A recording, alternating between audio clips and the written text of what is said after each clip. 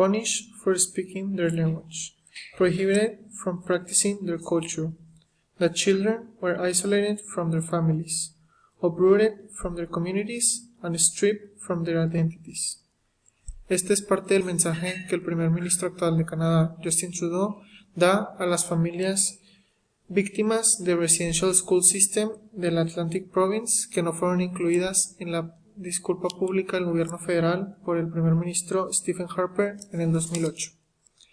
Para entender qué es el Residential School System, tenemos que dar un viaje a 1840, donde tras la unificación del gobierno del este y del oeste de Canadá, se crea una política que busca que todos los niños de origen indígena tengan que asistir a escuelas fondeadas por el gobierno federal y dirigidas por la Iglesia cristiana, donde, como lo hizo el primer ministro actual, se les quitará todo lo que tenga que ver con su cultura, idioma, pensamientos, no tendrán contacto con sus familias, vivirán por muchos años hasta que la cultura ya no sea parte de ellos. A los niños en primer lugar, la educación no será la misma que en escuelas normales. A ellos se les enseñará skills, que quiero decir, a las niñas se les enseñan tareas del hogar, como lavandería, tejer o cocinar, y a los niños carpintería o agricultura. Este fenómeno tiene un impacto muy grande en 1921, donde se hace ley que los niños tengan que ir obligatoriamente a estas escuelas, y a las familias que se rehúsen a dejar que tomen a sus niños se les podrá meter a prisión. Esto causa que en 1930 haya el mayor número de casos al mismo tiempo de este tipo de escuelas, con 80 escuelas a nivel nacional. Mi problema identificado es cuál es el rol de los pueblos indígenas en las naciones en las cuales se encuentran.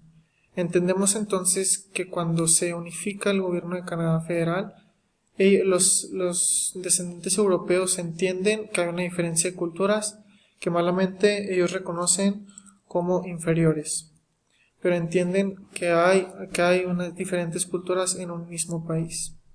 Entonces deciden crear este sistema para homogeneizar a todas las culturas y a costa de daños psicológicos, físicos, y en muchos casos a los niños se les abusaba sexualmente.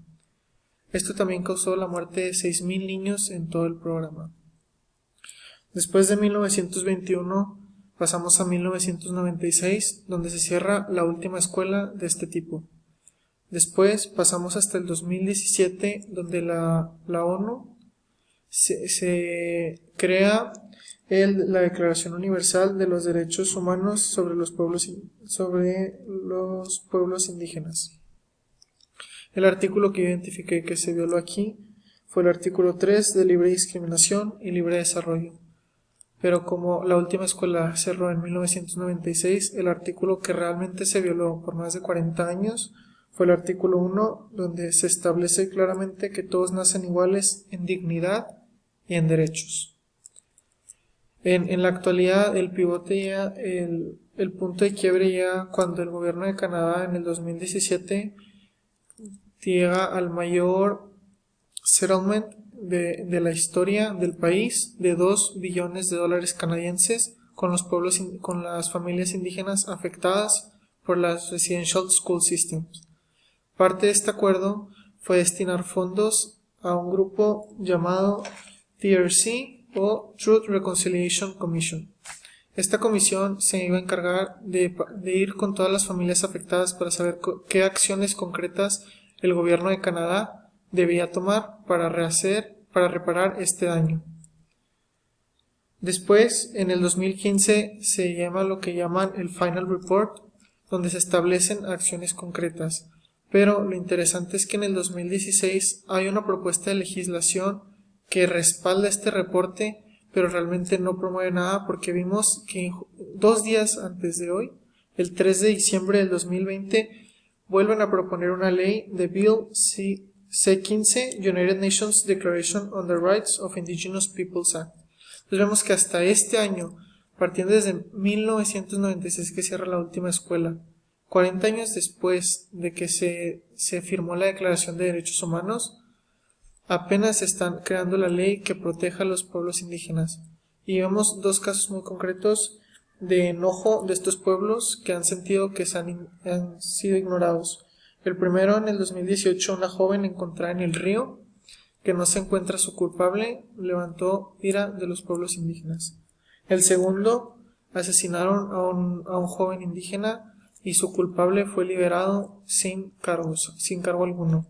También otro dato interesante es que en Canadá viven 1.670.000 personas que se identifican a sí mismas como indígenas, pero que conforman el solo 4.6% de la población total de Canadá, pero un cuarto de los adultos encarcelados son indígenas. Pasemos a ver las fotos, donde en la primera vemos las 150 escuelas a lo largo de los 100 años de duración que tuvieron, que formaron parte del Residential School System.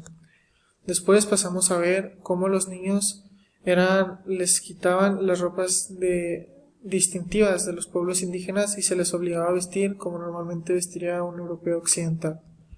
En la última se me hizo importante identificar el factor de la monja, porque la iglesia cristiana jugó un rol importantísimo en este sistema, ya que ellos administraban las escuelas.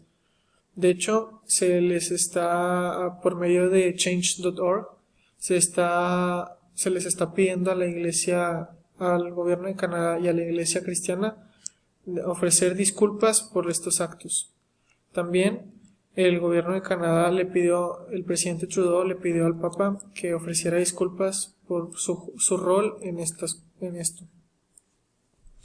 Creo que es muy importante entonces reconocer que el firmar tratados no te va a garantizar nada y que tienen la responsabilidad de no solo entender el daño que le hicieron a estas comunidades al quitarles todo lo que les identificaba como personas, a niños que sufrieron todo este tipo de abusos, sino que una vez que identificaste el daño que hiciste y que estás dispuesto a admitirlo a nivel federal y a comprometer billones en fondos, tienes que ser capaz de crear legislaciones que no te tengas que tardar 13 años en volver a proponer una ley porque sabes que no está funcionando.